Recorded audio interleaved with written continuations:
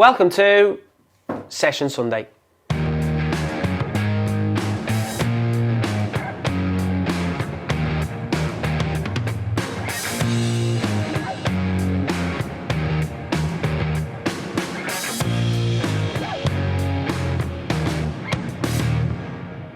Hi guys, it's Jack Edwards, and in today's video we're going to be taking a look at defensive shape. But before we get into this week's video, make sure to leave us a like and subscribe, and if you missed last week's video, click on the link above. Okay, so moving into the first part of this week's session, we're going to be looking at obviously staying compact as a unit to prevent passes coming in forwards. So in terms of the setup, okay, and the equipment for this week, we're just going to be focusing on using balls, bibs and cones, and then small-sided goals. So if you don't have small-sided goals, you can obviously use poles as an alternate to set out an area as a goal. Now, in terms of the setup, okay, for this part of the session, you can adapt this however you want, okay, but we're going to go with 30 yards, okay, of width, okay, and then we're going to have 30 yards of depth, with this area in here being like 10 by 10 area. So these players, what they aim for the Blues is they're trying to work the ball to be able to play into this area here, okay, so they're obviously trying to draw the opposition out, okay, try and play across quickly to find those passes, with our two centre-halves looking to protect it, okay, so they'll be a little bit deeper, okay, but most of the time their line will be based on obviously where the ball is.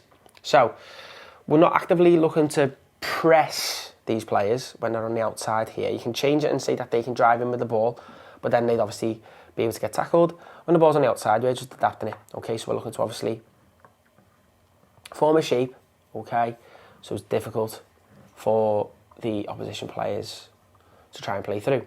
Ball comes wide here. Obviously we got our wide players out there nice and early, okay, protecting that ball, going in behind, okay, into these players in there. So protecting that space. Ball comes down again, get down there quickly, okay, we're in this area now. Okay, making it difficult for the Blues to get there. So again, there's no space in between the lines, so we're trying to prevent those passes coming through as well. So we don't want these four players staying higher there, okay, and that pass comes through, because then there's more chance of it coming in here. Always show the passes backwards, okay, so focusing on our shape. Ball comes back here, we step up quickly, okay, step up, step up, step up, step up, step up, okay. Ball comes across again, we're out there, so look at the distances that we get, okay, forming that shape, okay, behind the ball, okay, to make sure it's more difficult for the opposition players to try and receive the ball, okay, and then when they try and force it through, we try and win it back, okay. Now, after we've won it, the Reds have won it back, let's say 3 times, the teams can swap over, okay. Every time that a team manages to play into the 2 players, okay, they can get a point as well. Okay, and obviously you can swap the 2 players over whenever. Obviously, and it could be every time that the team swap over, you can swap your 2 players each time. Okay, so again, we're focusing on angles and distances, staying compact, make sure we're shuffling and sliding as a team, we're stepping as a team, we're dropping as a team, we're holding as a team as well. Lots of communication, trying to prevent those passes through. And then if they do manage to get a pass through and the ball comes out, making sure we don't let it come back through again. Okay, so they might get an odd pass where they get it in. Okay, make sure that doesn't happen straight away again, because then we're starting to obviously get moved about a lot, and then spaces can appear for the opposition. So angles and distances between, okay, shuffling and sliding. Nearest player obviously looking to put that pressure on the ball, making it difficult for the opposition to play in. And like I say, progression can be that a player can move into this area to receive it, but then obviously there's more chance of us being able to pressure the ball to win it back. We'll now move into our first animation before moving on to part 2 of this week's session.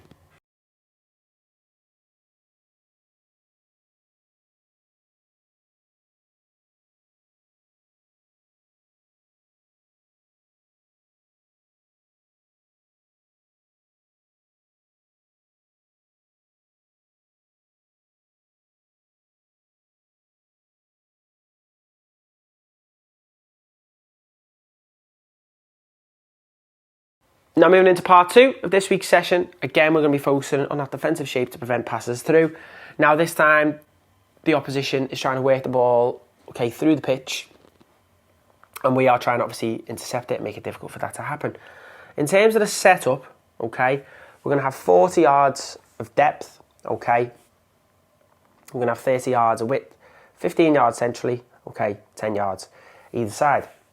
Now, how it's going to start is they're going to have 4 players on the outside, 4 players in the middle.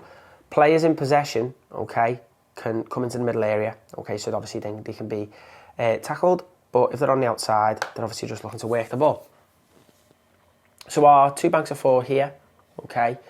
So you can change this if you're playing different formations.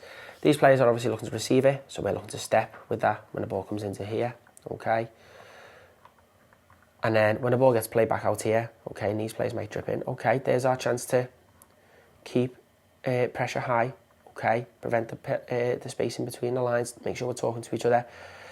Then let's say this player looks to drive in with the ball, okay, and the nearest player looks to put pressure on it, perform that barrier around, okay, to make it difficult, stop any players receiving the ball.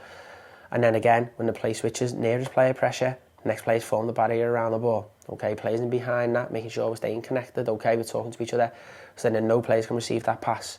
These players have to then drop back out, ball switches play, again, same thing, because they're trying to play through into these areas here, okay, so we've got obviously trying to find space in here to receive it, okay, so again, this player's there, cutting the line off, okay, we're cutting the inside off. Notice the way not every player is on this line there, staying basically on a straight line, because when that happens, there's space to play through. We drop a couple of yards each time, okay, everything behind gets cut off, okay, because we can manage what's in front of us here, okay. If this player then drops in and we receive the ball, this player then puts pressure on, and again, we form that barrier around, and then the players around that form the barrier as well, okay. And then if we see they're going to try and clip a long pass, just adapt to it, we drop, okay, and then there's a chance for us to win the ball. Back to the coach, okay, we get set up, and then we look to go again. So, player then switches to the side, okay, this player receives it, okay, pressure on the ball, players come around, okay, forming that barrier behind as well. These players are obviously looking to receive in space, could get dropped off into here, this player's there, okay, and then they might try and play a pass through there, which we can then look to intercept. So we're trying to frustrate the opposition with our shape, okay, prevent forward passes to then try and make them force a pass in an area where we know we can intercept it. And again, similar to the last drill, swap over after a set amount of times that the team wins the ball. Every time the Blues manage to switch the play, they can get a point as well. So again, managing the distances, okay, body shape, pressure on the ball, okay, communicating and organising with each other. If you wanted to make a progression, you could just have one player on the outside. You could have 3 players in the middle here. So there's more of us to manage inside, okay, in these areas. Less players out there. So whenever the ball comes into here now, we've got to think about, okay, next player receives the ball, okay, manage that, okay, pressure on it again. And again, if we don't want to as well, if you wanted to obviously to train a deeper line, you can work on that as well in terms of dropping off and preventing passes through. You've got to try and play through us to score, okay, but again, nearest player looks to pressure the ball, and the players around that form the barrier. So when the central player goes, the 2 players either side, okay, form that barrier, and the next player stops the passes coming through. When it goes wide, nearest player in, and everybody else forms that barrier behind the ball. Okay, so it's like the night tick. You've probably heard that before, the night tick, the way the defensive line makes that shape, the way we have it there. So again, angles and distances, compactness, shuffle and sliding, lots of communication in our body shape, and covering the ground quickly. We'll now move into our next animation before moving on to the final part of this week's session.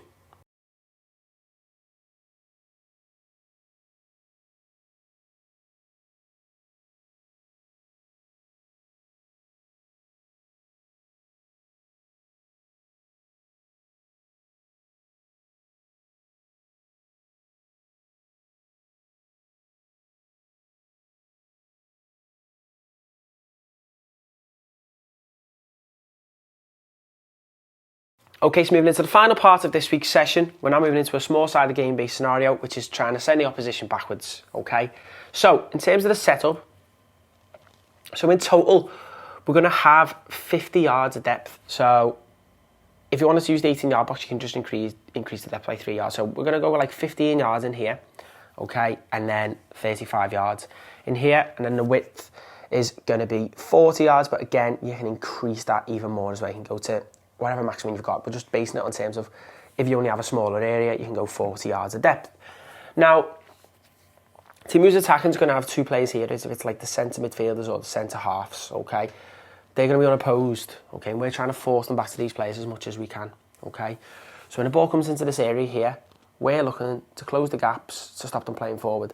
Now, that's going to be the offside line, okay? So a player can't just waltz into here, okay? They've got to obviously receive it to be onside. So we're trying to force the ball so that there's no way through. Okay, so staying compact, okay, making it difficult. If a player looks to run off in here, there's no pass through. Okay, if they try to clip it, okay, we know when someone's going to try and clip the ball, the head comes down, we can just take that little yard or two to drop, okay, to adapt it in case they do try to clip the ball. We can see it out, we can try and intercept it, so forth. So again, make it difficult for the opposition to try and play through. When it comes across here, again, forming that barrier around, there's no forward passes going on. Comes back into here, okay, then we manage it, okay? So then it's like, make sure there's no space to play through all the time, okay, to frustrate the opposition. Then it can come to a certain area, and then they might try and force a pass. Okay, so the ball comes here, let's say, player goes wide, comes in central there, and they could try and force a pass to the winger. We can intercept it, and then quick as we can we look to score in this goal as quick as we can. Okay, so once we've received the ball back, can we transition to get forward? So by getting forward, we'll be playing into that goal. These players can swap over as well after a set amount of time, okay, with any players in the middle. And you can obviously swap the two teams over as well and do, and obviously focus on, work with both teams on their defensive shape, depending on obviously what your main focus is in terms of what players are in what positions and so forth. So again, depending on your formation, you can change this. If you play a 4-3-3, you could have, instead, you could do like your 3 forwards with 3 midfielders and 2 centre-backs, or you could have a 4, a 3 and a 1, okay, so try and obviously stop central areas. You could, if you're playing a 4-3-3 as well, you could have your wide players, okay, and then you could have a couple of midfielders, maybe centre-backs, however you want to do it. In terms, you could even have a back 3 and do the back 5 and 3 midfielders, okay? So just base it on, obviously, the formation that you play. But we're going with 2 backs of 4 here, so it could be a 4-4-1-1, it could be a 4-4-2, even a 4-2-3-1 out possession, okay? So you're focusing on that. So again, look how close, okay, we keep the distances in here. When the ball comes wide, that's when we get ourselves out wide, and we're trying to force the ball into central and congested areas, okay, where we can look to manage the game and make sure that the opposition can't play through us. And if they do try to, because the space is that limited, okay, we can look to pinch the ball, okay, and then we can attack to try and score. We will now move into our final animation before concluding this week's session.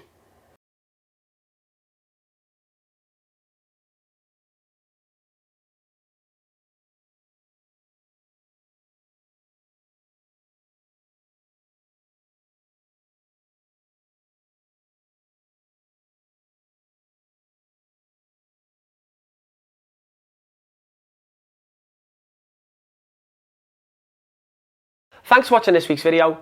Don't forget to head over to our website where you can sign up to view over 900 session plans like this. And we'll see you next week for another Session Sunday.